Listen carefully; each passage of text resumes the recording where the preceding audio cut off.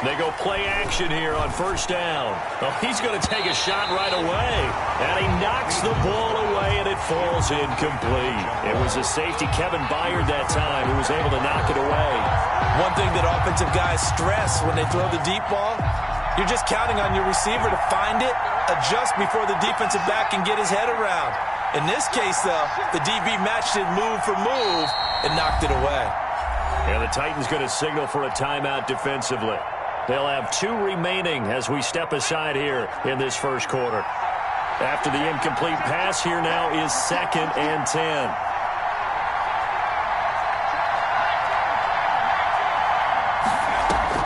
Throwing again. Eason. They'll run the screen with Mack. And he'll go down for a loss inside his own 5 at the 4.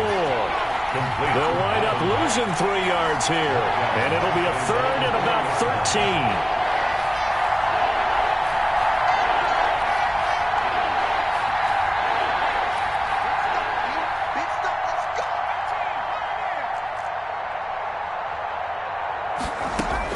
Now this time he'll look to throw.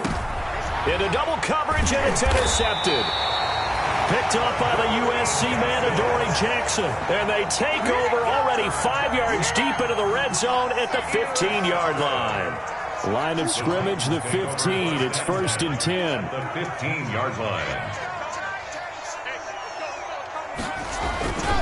Derrick Henry.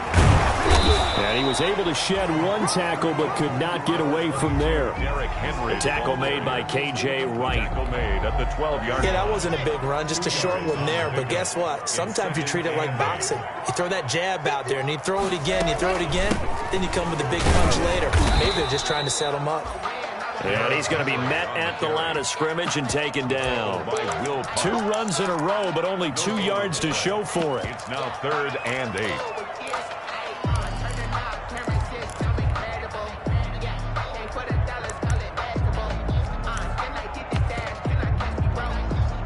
Well, good field position to start the drive, but under the gun now here on 3rd and 8.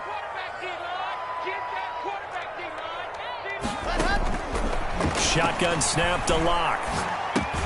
That's complete right around the 8. And into the end zone for a Tennessee touchdown. A 12-yard touchdown grab. And the Titans have taken a first-quarter lead. I know these wide receivers are about flash and dash and high-flying plays, but a good number of them played running back at some point in their career, and that's how they finish off a lot of their big plays, run after the catch. And this time he finishes off the big play in the end zone. Taken about 7 yards deep. And tackled at the 21-yard line, so a net negative there of 4 yards. At their own 21-yard line.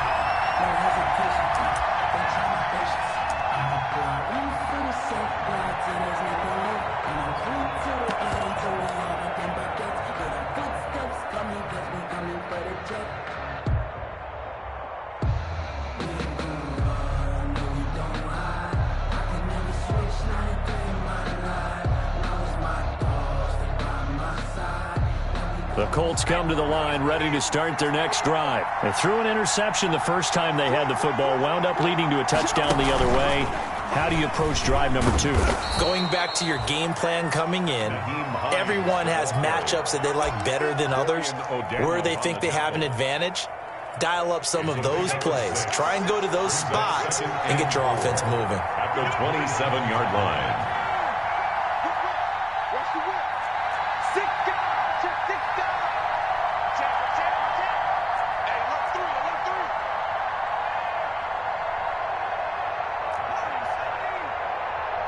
They just do get the playoff as he'll look to throw.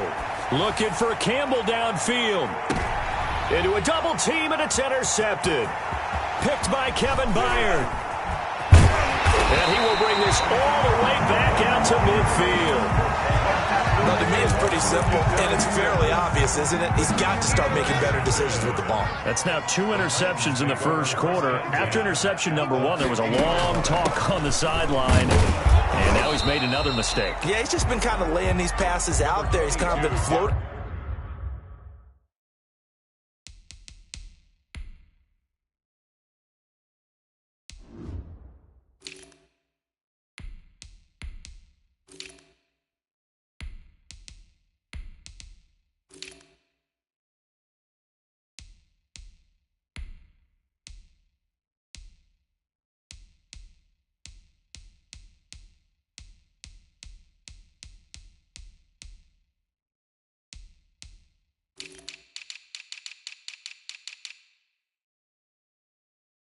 him a little bit. He's got to be more decisive in his reads and definitely more decisive in throwing the ball. Rifle it in there every now and then.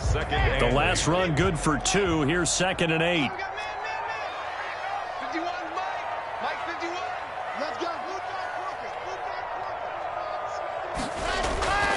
They'll run with Henry. And he is tackled inside the 40, not quite to the 35. 11 yards there, first down. I remember watching Derrick Henry come out of Alabama and sitting with some scouts, and one of the debate points with him was, while at Bama, how often did he have to deal with contact near the line of scrimmage? They were so good up front that he often got to the second level pretty easily. I think he's starting to answer those questions with runs like that. He's a physical guy.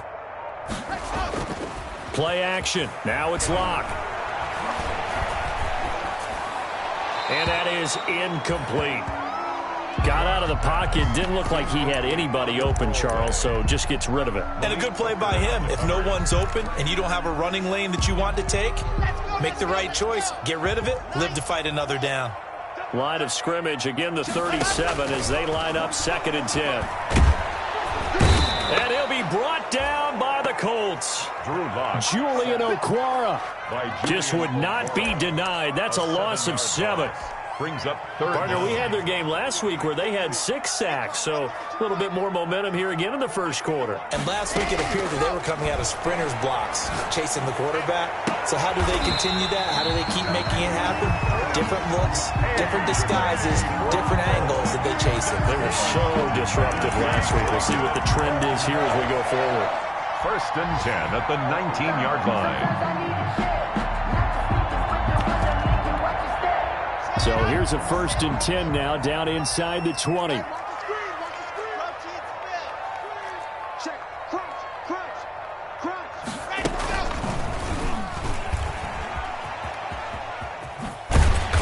And he'll get him inside the 15 down to the 14-yard line. That'll be a pickup of 5 on the keeper. It's 2nd down.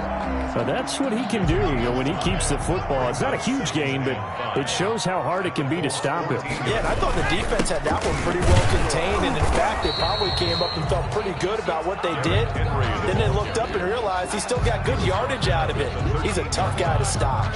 A gain of a yard. I do know from experience that when you slow down someone's running game, you're now doing the dictating on defense, and guess what? Now you're getting ready to tee off on their quarterback because they have to throw it all the time. But you still have to be alert for the draw and other plays of that nature to make sure you don't get hurt. From the gun on 3rd down, Locke. The Colts D sticking to their assignments, and that brings up 4th. They really had a good drive going there, but a nice recovery by the defense these past few downs, able to knock that one away on 3rd down and bring up what I think for the offense, an unexpected 4th down here. A 30-yard attempt. The kick by Fairbairn is good. And that will make it 10-0 here in the first. So the drive stalls out inside the 15-yard line, but they do get 3. And I've talked with enough players nowadays that when they have these types of kicks, that no one says to their guy, hey, that's just like making an extra point, piece of cake. Because the extra point is not a piece of cake anymore. But kicking a field goal from that distance, just give him confidence and let him knock it through. The Colts come to the line ready to start their next drive. Not only are they in search of their first score, they're in search of their first down in this ball game as they come up 1st and 10. Throwing on 1st down, but this one winds up to be incomplete. Gus Edwards, the one he was looking for, and that'll bring up 2nd down. A lot of times it's that first read that you have. Maybe you get it in pre-snap, and he locked in on his target, but he was covered quite well, and that one's incomplete. Throwing again on 2nd and 10. Eason. And he slings one that's incomplete. He was looking for the connection with Devin Funchess. And it's 3rd down.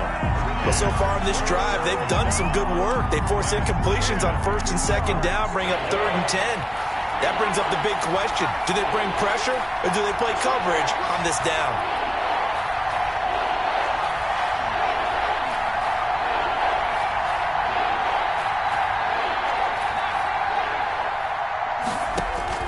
To throw on third down. Eason, that's incomplete, but there is a flag down, so hang on. A big call coming on third down. Well, the crowd doesn't like that. Was going to bring up fourth, now it's first. They don't like it at all, do they? It brings them back into it, but really not in a positive way. Now they're angry. That can jangle a team a little bit as well. Pass interference ruined that series of downs for them. On first down, Jacob Eason. And here's another interception, the third of this first quarter. Picked off around the 27, and he's going to score. It's a Titans touchdown.